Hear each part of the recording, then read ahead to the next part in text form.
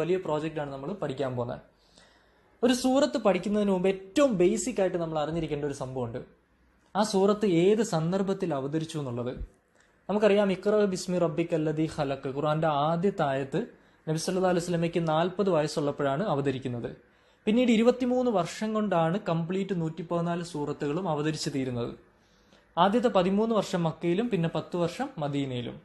നമ്മൾ പഠിക്കാൻ പോകുന്ന ഈ സൂറത്ത് യാസീൻ 23 വർഷത്തിനിടയിൽ എവിടെയാണ് അവതരിച്ചതെന്നാണ് ആദ്യം മനസ്സിലാക്കേണ്ടത്. തഫ്സീറുകൾ പരിശോധിക്കുമ്പോഴും സൂറത്ത് യാസീൻ പറയുന്ന വിഷയങ്ങൾ നോക്കുമ്പോഴും പണ്ഡിതന്മാർ പറയുന്നത് സൂറത്ത് യാസീൻ മക്ക ജീവിതത്തിൽ അവസാന ഘട്ടത്തിൽ എവിടെയോ ആണ് അവതരിച്ചിരിക്കുന്നത്. അതായത് ഒരു 8നും 12നും ഇടയിലുള്ള വർഷങ്ങളിൽ എവിടെയോ ആയിരിക്കണം സൂറത്ത് യാസീൻ അവതരിച്ചിട്ടുണ്ടാവുക. ഇനി നമ്മൾ മനസ്സിലാക്കേണ്ടത് ഈ ടൈമിൽ എന്തായിരുന്നു മക്കയുടെ ഒരു സിറ്റുവേഷൻ, എന്തായിരുന്നു നബി സല്ലല്ലാഹു അലൈഹി വസല്ലമയുടെ അവസ്ഥ. വല്ലാത്ത ടെൻഷനും സങ്കടവും നിറഞ്ഞൊരു അവസ്ഥയായിരുന്നു. കാരണം ഒരു 9 വർഷമായിട്ട് ഈ മെസ്സേജ് എല്ലാവരുടെയും പറയുന്നുണ്ടെങ്കിലും മിക്കവരും അത് റിജക്റ്റ് ചെയ്യാണ് ചെയ്തത്. ഇപ്പൊ ഇത്രയും ടൈം ആയപ്പോൾ അവരുടെ ആ റിജക്ഷൻ ലെവൽ കൂടി വന്ന് അവർ കൂടുതൽ വയലന്റ് ആയി മാറുകയാണ്. ആളുകളെ പീഡിപ്പിച്ചു തുടങ്ങി, ആളുകളെ കൊന്നുപോലും തുടങ്ങിയ ചരിത്രങ്ങൾ നമുക്ക് അറിയാം. അപ്പൊ അങ്ങനെ സങ്കടപ്പെട്ടിരിക്കുന്ന ഒരു അവസ്ഥ. ഏറ്റവും വലിയ സങ്കടം എന്ന് പറയുന്നത് അള്ളാഹു ഏൽപ്പിച്ചൊരു മിഷൻ പ്രോപ്പറായിട്ട് കൺവേ ചെയ്യാൻ പറ്റുന്നില്ലല്ലോ എന്നുള്ളൊരു സങ്കടം.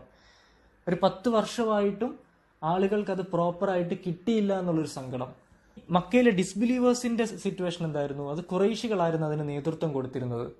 അവരായിരുന്നു കഅബയുടെ custodians. One of the most powerful tribe ആയിരുന്നു ഖുറൈശികൾ. അവര് ഭയങ്കരമായിട്ട് വയലൻസ് അഴിച്ചു വിട്ടുകൊണ്ടിരിക്കുവാണ്.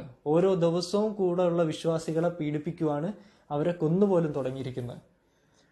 അപ്പൊ ആ കൂടെയുള്ള വിശ്വാസികളുടെ അവസ്ഥയും കൂടെ നമ്മൾ മനസ്സിലാക്കണം. ആകെ കുറച്ചു പേരേ ഉള്ളൂ നബി സല്ലല്ലാഹു അലൈഹി വസല്ലമയുടെ കൂടെ. അവരിൽ കൂടുതൽ പേരും അടിമകളും പാവങ്ങളുമാണ്. അവരോരോ ദിവസവും പേടിച്ച് കഴിയുന്ന ഒരു സിറ്റുവേഷനാണ്. അതായിരുന്നു മക്കയുടെ ഒരു ഓവറോൾ സിറ്റുവേഷൻ. ഈ ഒരു സിറ്റുവേഷനിലേക്കാണ് അള്ളാഹു നബി സല്ലല്ലാഹു അലൈഹി വസല്ലമയ്ക്ക് സന്ദേശങ്ങൾ ഇറക്കുന്നത്. എന്തായിരിക്കും അള്ളാഹു ഈ സിറ്റുവേഷനിൽ നബി സല്ലല്ലാഹു അലൈഹി വസല്ലമയ്ക്ക് കൊടുക്കുന്ന ഉപദേശം? അതാണ് സൂറത്ത് യാസീൻ.